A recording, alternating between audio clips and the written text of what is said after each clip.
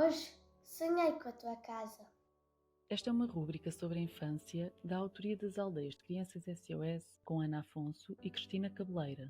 Neste espaço contamos com a participação de convidados especialistas e falaremos de diversos temas sobre a infância, relações, famílias, que certamente serão do vosso interesse.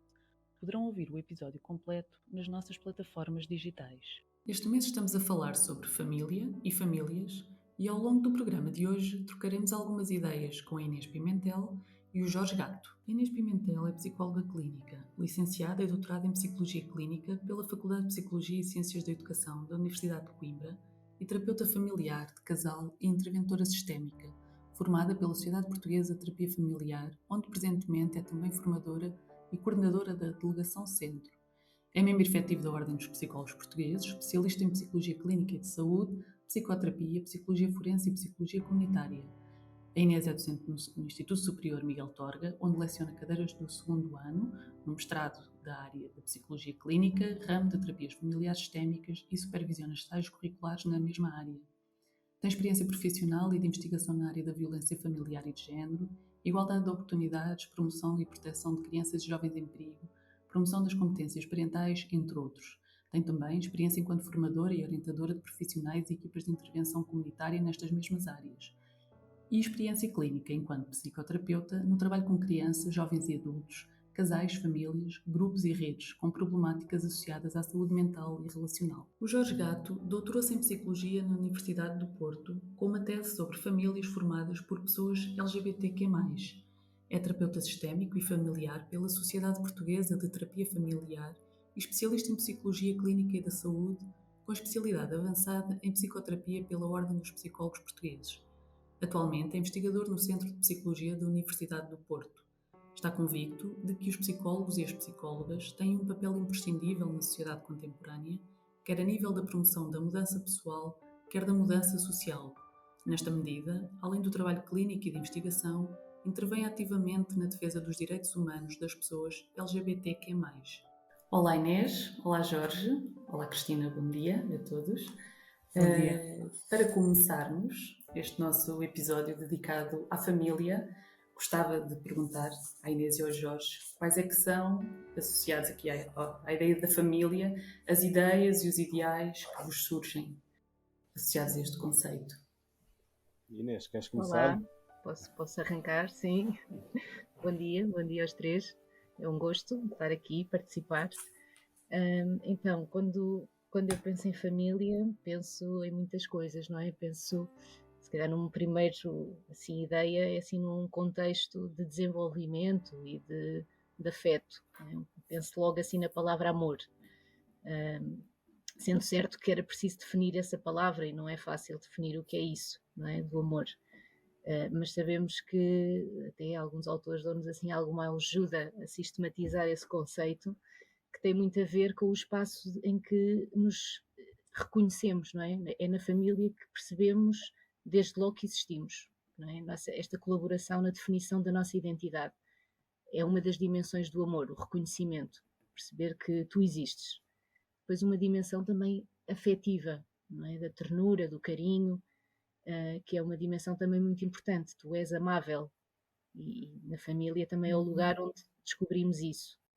E depois uma dimensão muito importante também do amor, que é uma dimensão pragmática, ou seja, uma dimensão do cuidado, da proteção, e a família também é esse sítio onde para crescer precisamos de algum cuidado e de proteção e de alguém que nos ensine depois a trilhar aqui os caminhos da vida, não é? No sentido também da socialização, de estarmos e sabermos estar neste mundo, não é? Portanto, a família é o lugar onde tudo isto acontece, às vezes melhor, outras vezes pior, mas eu colocaria muito isto em torno deste grande conceito, tão difícil ao mesmo tempo de operacionalizar, mas que eu tentei aqui operacionalizar, que é este grande conceito de amor. E pronto, é um contexto de desenvolvimento e nós seres humanos, como somos seres relacionais e precisamos de facto de crescer sendo cuidados, precisamos muito desse contexto da família, não é? Ninguém sobrevive sem uma família, porque é esse lugar de amor. Esse seria assim o meu primeiro contributo. Jorge, queres? Olha, depois dessa definição vai ser difícil acrescentar alguma coisa, mas eu também a primeira palavra que me veio à cabeça foi cuidado, e depois eu gosto muito sempre de pensar em família no plural, em famílias, em diversidade. Acho que são várias as possibilidades de os grupos, das pessoas se organizarem para prover aquilo que tu acabaste de falar, o amor, a possibilidade de validação, de reconhecimento. E isso pode ser feito em diversos contextos, não necessariamente na família dita convencional ou tradicional. Há muitas possibilidades das pessoas crescerem juntas, se desenvolverem ao longo do tempo, de se sentirem protegidas em várias configurações familiares. Portanto, eu acrescentaria só esta nuance da diversidade familiar, porque é aquilo a que nós assistimos hoje em dia e é aquilo também a que sempre assistimos ao longo da história, não é? Sempre houve diversidade familiar. O que acontece é que algumas famílias eram mais visíveis do que outras e talvez mais alvo da nossa atenção, por exemplo, na psicologia, do que propriamente outros tipos de família, não é? Portanto, Uhum. acrescentaria esta parte da diversidade. De resto, estou absolutamente de acordo com aquilo que propuseste. Uhum. Sim. E aí, a partir da diversidade, não é? Tínhamos aqui uma outra ideia para podermos falar convosco, algo polémica nos últimos tempos, ou que se calhar sempre foi, mas agora com um outro foco ou uma outra luz sobre este assunto, que é o ressurgimento deste debate público em torno da configuração dos conceitos da família e da configuração das famílias. E tínhamos pensado para falar convosco aqui do ponto de vista das ciências sociais também, como é que podemos construir este conceito da família. E porque realmente a diversidade, as muitas coisas, como a Inês começou por dizer, a família é muitas coisas, e depois associada aqui à proteção e ao cuidado, e pensando na área em que nós trabalhamos, eu e a Cristina aqui nas aldeias de crianças SOS, também nos cuidados alternativos, também aqui tentamos replicar estes modelos de família e que é necessariamente também neste contexto diverso. Portanto, gostávamos também de vos ouvir sobre isto, desta construção do conceito de família do ponto de vista das ciências sociais e aqui um bocadinho, inevitavelmente, puxando este lado deste debate público que tem sido lançado em Uhum. torno deste construto. Bem, eu Sim. sobre isso tenho muitas coisas a dizer Ainda bem, ótimo. e muita vontade de falar, porque estamos a falar de facto agora deste ressurgimento do conceito de família tradicional, que a mim só me faz lembrar o livro da primária, já não sei se era da terceira, se era da primeira, da segunda ou da quarta classe, em que temos a cena típica da mãe que está a lavar a louça, do pai que entra em casa e o filho que está a fazer os trabalhos de casa, não é? Sim, e que têm surgido vários memes associados a essa imagem, não é? Alguns bem engraçados, nomeadamente o do Van der Ding, que subverte absolutamente a mensagem que é passada nesse manual. Ora bem, como é que nós podemos pegar nisto? Eu acho que é um debate e é uma polémica muito artificial. Eu não acho que ela vá colar porque não tem eco na realidade.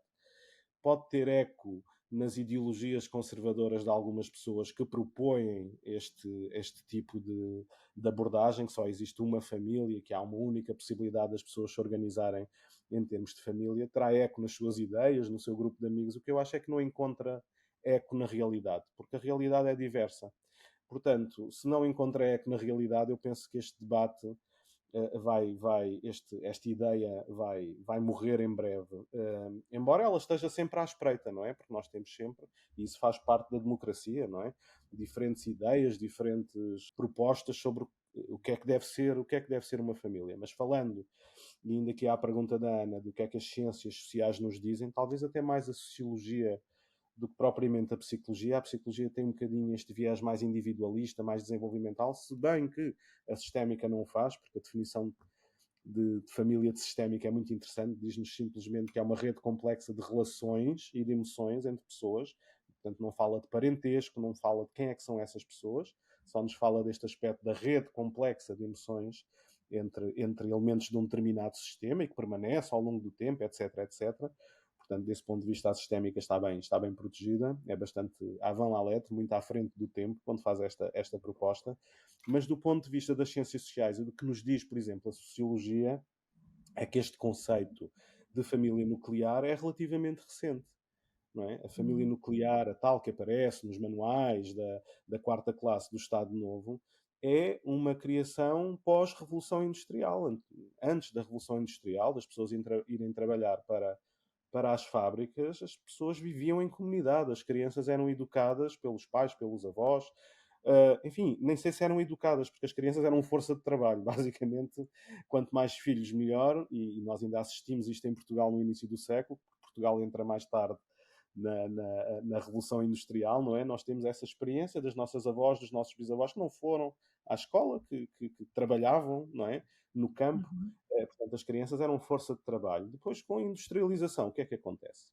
As pessoas vão para as cidades, vão para casas mais pequenas, o pai e a mãe passam a trabalhar, as crianças deixam de ser força de trabalho, porque já não há campo para elas trabalharem, e passam a ser um encargo, não é? Portanto, quanto menos filhos, melhor. E surge aqui, de facto, a questão da família nuclear. Eu lembro-me muitas vezes, eu vivo no Porto, não sei, para quem conhece o Porto, nós temos o Porto na Revolução Industrial não cresceu para fora, como as outras cidades, cresceu para dentro.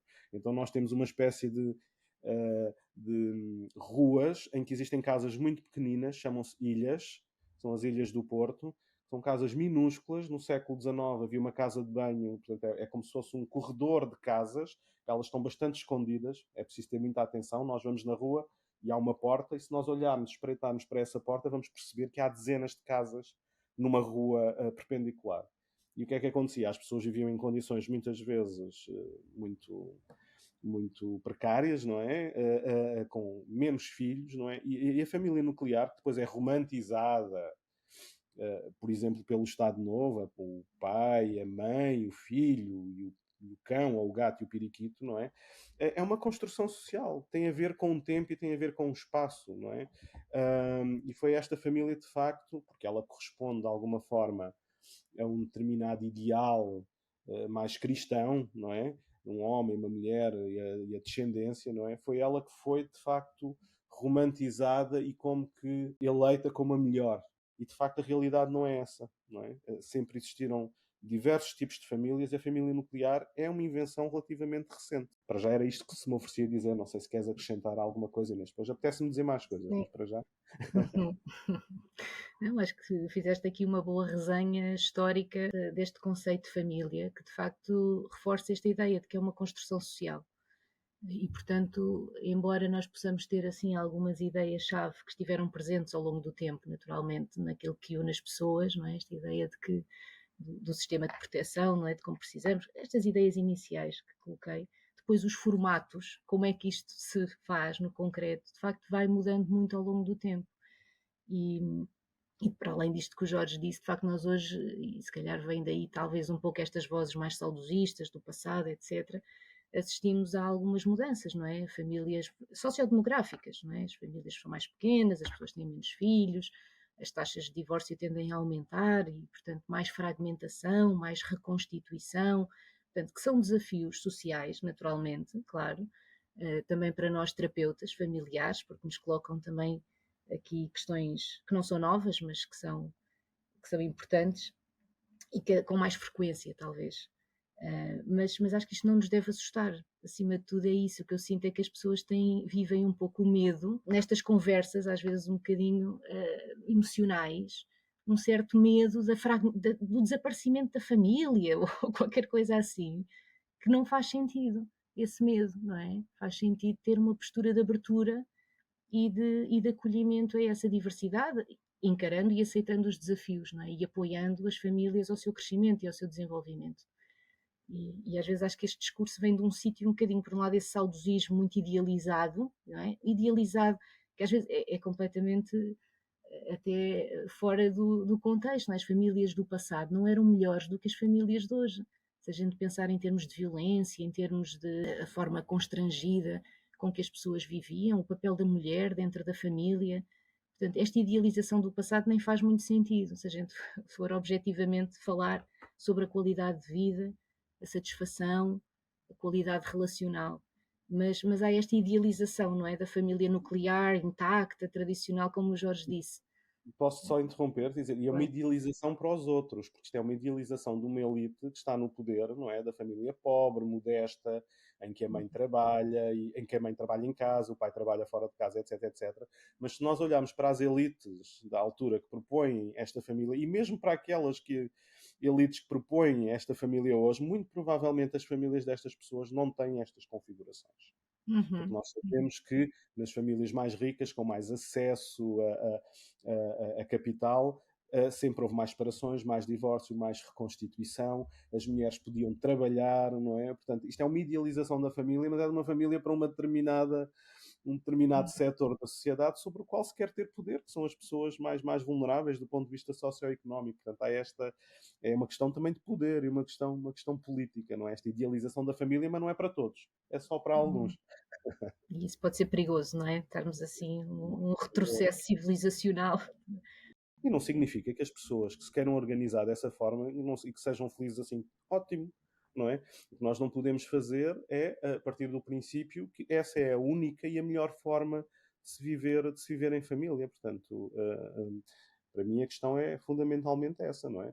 Olhar para a realidade, para aquilo que nós temos. Nós hoje entrarmos num jardim de infância, numa escola do primeiro ciclo e perguntarmos quem é que é a família das meninas e dos meninos que lá estão, nós vamos ter uma diversidade enorme, não é? Desde meninos e meninas que vivem em situação de acolhimento, com os avós, porque os pais emigraram, com mães lésbicas ou pais gay, só com a mãe, mais frequente do que só com o pai, é verdade, mas enfim, temos uma panóplia de possibilidades, não é? E quando nós estamos a dizer que só há uma possibilidade, nós estamos forçosamente a excluir não uma pessoa nem duas. Estamos a excluir a maior parte das pessoas que não se revêem nesta situação e que não é a realidade delas do dia a dia. Sim, estava aqui a pensar que, de facto, se formos assim a um contexto de uma sala de aula, em qualquer faixa etária, não é? Das crianças que estão no nosso ensino, talvez até essa ideia da família nuclear, do pai e da mãe que continuam juntos desde o casamento até a vida adulta dos seus filhos, talvez até seja mesmo uma minoria, não é? Uhum. Pelo menos famílias reconstruídas deve ser o que mais há atualmente, fruto das diversas situações das vidas das pessoas. Claro. Nós Claro. pensamos que a taxa de divórcio está quase nos 70%, se não me engano, quer dizer, esta é a matemática, é a estatística, não é? Não podemos é pensar nisso muitas vezes. É que apesar dessas taxas de divórcio, as pessoas continuam a insistir no amor, não é? E continuam a casar-se e a estar juntas e a ter, às vezes, sim, múltiplas relações. Se calhar aquilo que mudou foi este paradigma de uma única relação ao longo da vida. E se calhar ainda bem, porque muitas vezes está no paradigma anterior, não é? Isso muitas vezes significava uma prisão e uma infelicidade. Portanto, as pessoas sentem-se mais livres. Não é? Estamos aqui num ano em que estamos a comemorar os 50 anos do 25 de Abril e, de facto, é isto que se trata, não é? Também viver dentro da família essa liberdade. Portanto, a forma como hoje vivemos os afetos é diferente, seja na relação de casal, seja na relação pais-filhos, não é? As expectativas que temos acerca do outro, acerca dessa relação. De facto, as famílias hoje são mais horizontais em termos da sua negociação do poder, não é? Mais democráticas, e isso é bom, não é? O reconhecimento do valor e do poder de cada um, mesmo dos mais novos. Portanto, os pais hoje tendem a ouvir mais os filhos e a querer que eles também tenham poder sobre as suas próprias vidas, decisões. O papel da mulher, como eu já referi, que também mudou positivamente, tá? Nestes múltiplos papéis de trabalhar, de ser mãe, de poder ser, não é? Muitas coisas na sociedade. E, portanto, é sobretudo isso que estamos a falar, mas eu acho que temos que ter uma visão muito otimista, porque, de facto, as pessoas continuam a estar em família, a estar em casal, e isso é evidente. Ou mesmo outras configurações que se têm estendido, não é? Porque hoje em dia também falamos de outras possibilidades de conjugalidade, que eu também tenho a certeza que sempre existiram, não é? Até noutras culturas, não é? Em que não são dois, podem ser mais do que dois elementos dentro do casal, e que nós começamos, por causa da globalização, necessariamente também, da interculturalidade, começamos a ver cada vez mais possibilidades das pessoas se organizarem também em diferentes formas de conjugalidade, não é? As famílias poliamorosas, por exemplo. em que existem mais do que duas pessoas no sistema conjugal. Isso também existe, também é uma possibilidade das pessoas serem mais felizes. Eu estou de acordo contigo, Inês. Acho que a família é resiliente. As pessoas continuam. Acho que o ser humano ainda não inventou nenhuma outra forma de se tornar humano, não é? Que é crescer em conjunto com alguém que proteja. Nós somos primatas, não é? Portanto, precisamos de muita proteção nos primeiros anos, não é? E isso não vai mudar. Portanto, e chame-se família, chame-se outra coisa qualquer, não é? Penso que faz parte do nosso ADN. Isso é estranho um psicólogo estar a falar em ADN, não é? De facto, Mas não podemos fugir a ele. Não é. Não é nada estranho. Acho que os psicólogos têm que olhar, não é, para o corpo e a psique são se calhar uma única coisa, não é? Portanto, fazer esta separação também não faz sentido. Estava aqui a pensar nesta questão de liberdade que trazes, Inês, e de facto naquele conceito histórico que também trouxeste, Jorge, destas alterações ao longo do tempo, mas agora pensando na criança, parece-me que o papel da criança, não é, e aquilo que a criança representou ao longo dos tempos, de facto foi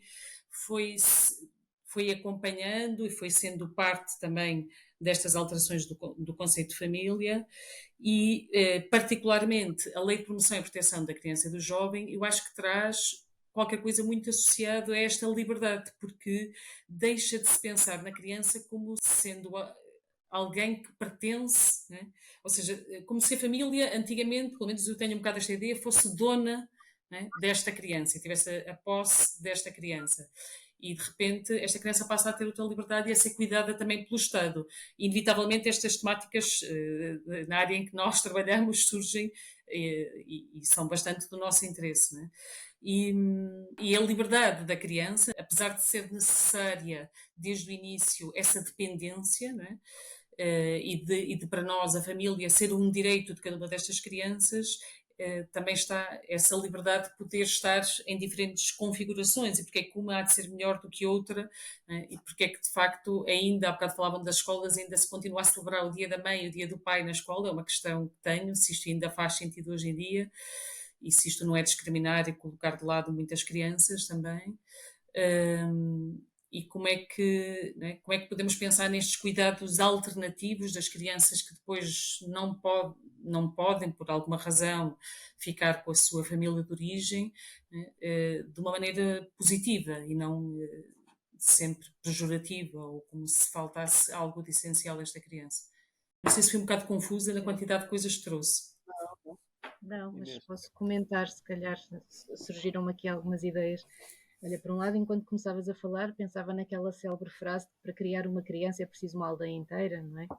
Esta ideia da comunidade e de pensarmos que sim, que a família é um lugar de crescimento, não é?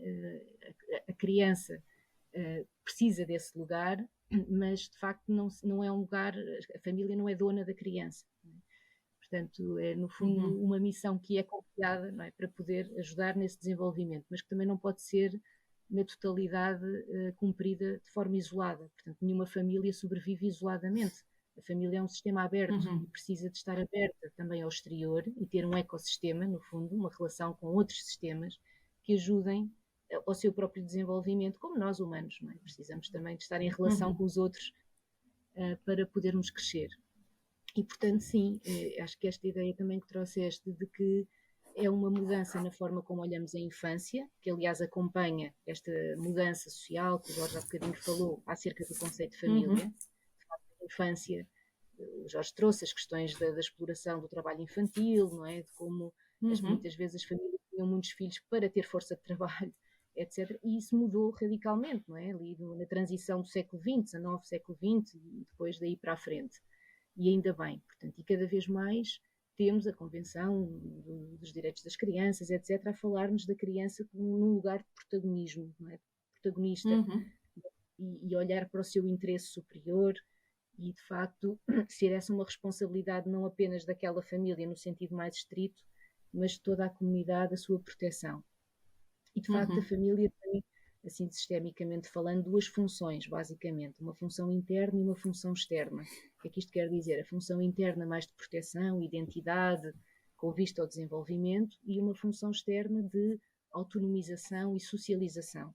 Quando a família, por algum motivo, não está a ser capaz de cumprir estas funções, isto legitima, de alguma forma, a abertura, não é? Para que haja um sistema externo que ajude esta criança a ter os seus direitos, não é? E que estas funções sejam cumpridas noutro contexto, ou com algumas ajudas, ou eventualmente, nos casos mais extremos, de facto, ter que ser retirada daquela família para ser colocada noutro sítio.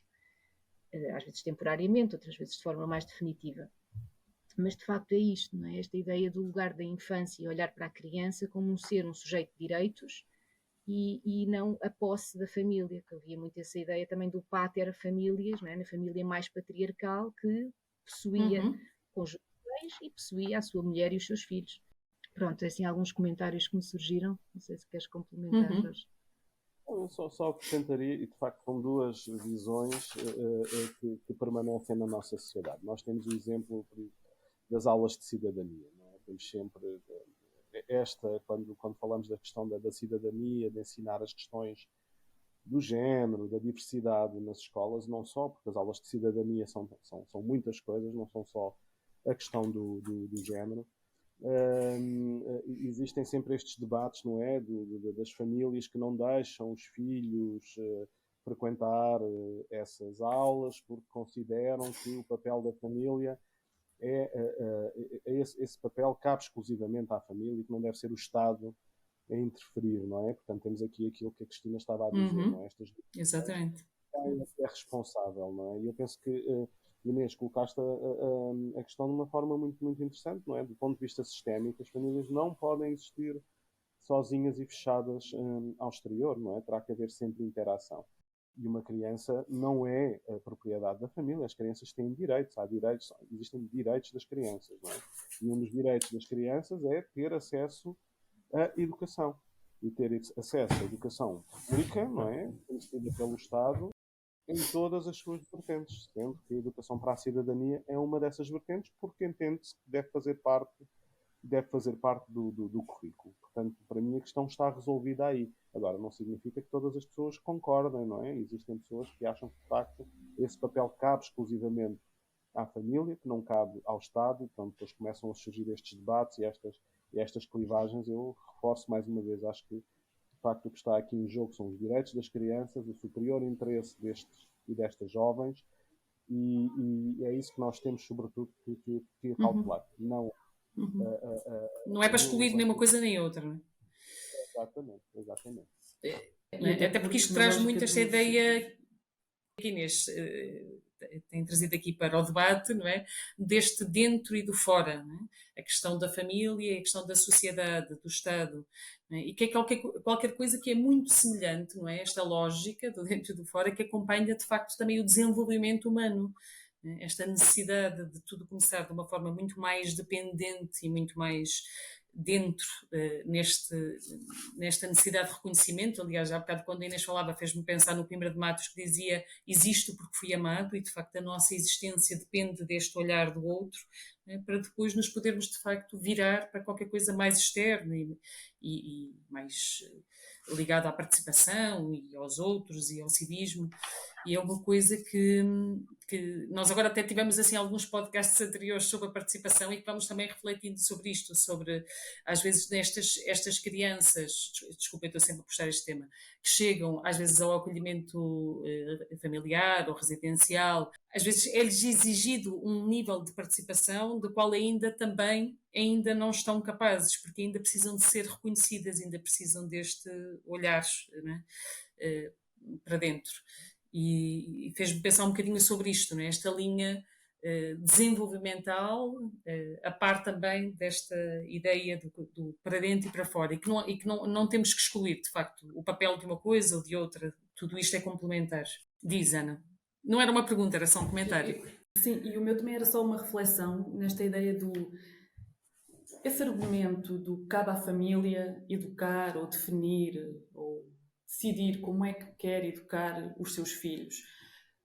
É uma ideia que me causa alguma confusão, e vocês foram falando aqui também desta ideia do cuidado e da proteção, porque depois é muito paradoxal, porque é também no seio da família que as situações de maltrato acontecem. E, portanto, a responsabilidade destes pais, quando decidem que querem que o filho seja educado de determinada forma, esta responsabilidade ou a irresponsabilidade quando não conseguem olhar para os filhos enquanto, como falamos, não é? O Jorge também falou disso e a Inês, enquanto sujeito só por si de direitos próprios, que não têm que ser definidos ou determinados pelos seus pais.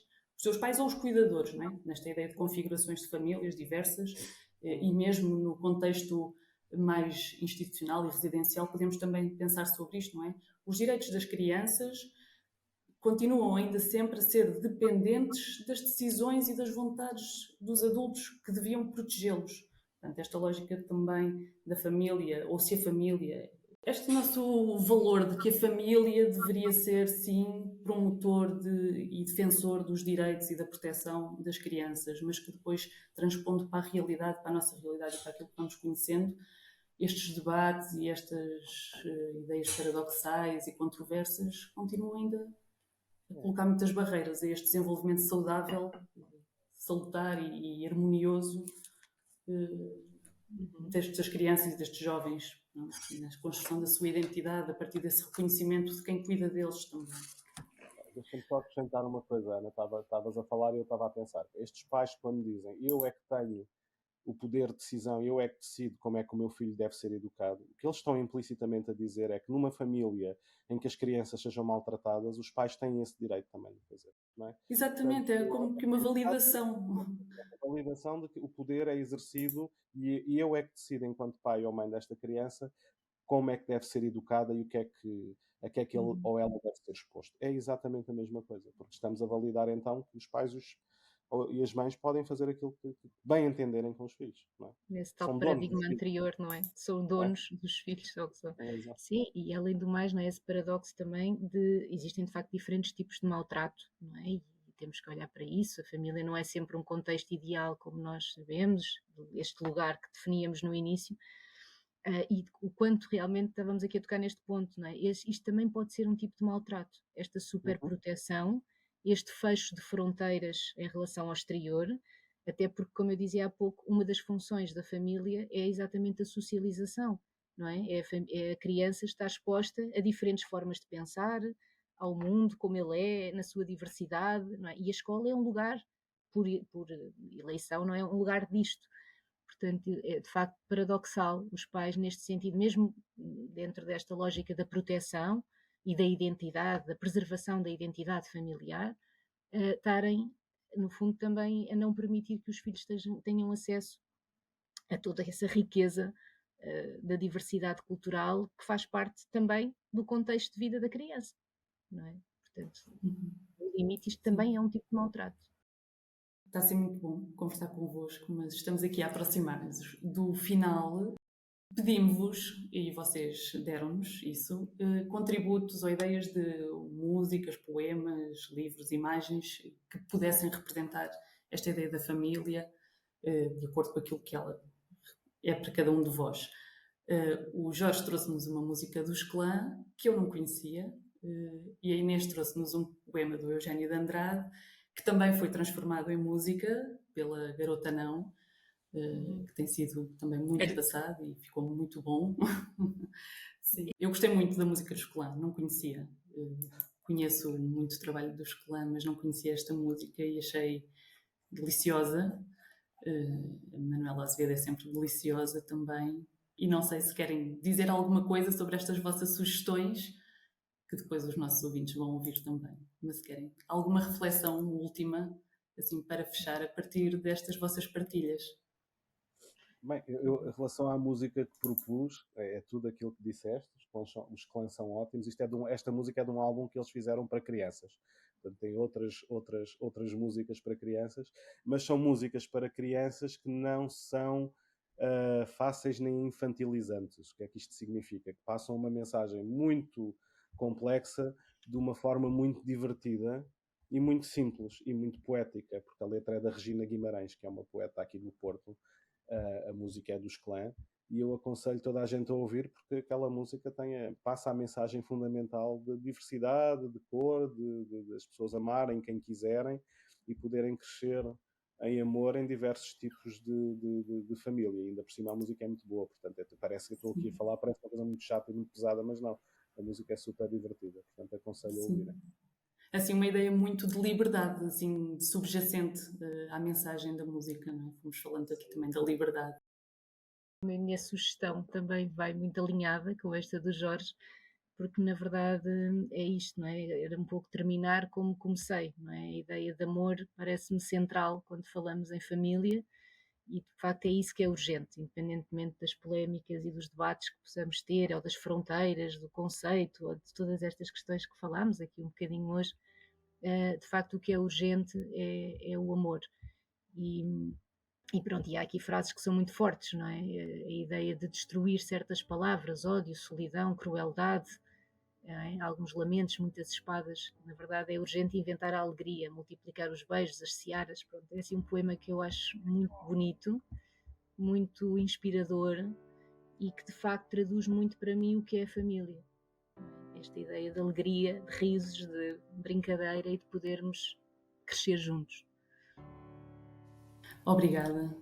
Cristina, queres também tu fazer alguma reflexão final? Teria várias coisas, gostei mesmo muito de receber as duas músicas, quer dizer, o poema e a música, mas acho que se complementam muito bem acima de tudo isso, não é? E de facto, voltando aqui mais uma vez a esta ideia de estar a trabalhar há muitos anos com crianças que passaram por coisas muito difíceis e muitas vezes no seu seio familiares, a ideia de ter alguém que as ame independentemente de quem é este alguém que realmente olhe por elas, seja uma pessoa cor-de-rosa, azul, verde, às pintinhas, ou com esta capacidade de amar, é isto, este reconhecimento que estas crianças precisam e, portanto, acho que isto complementa, acho que se complementam bastante as duas ideias e os dois poemas do Jorge e da Inês.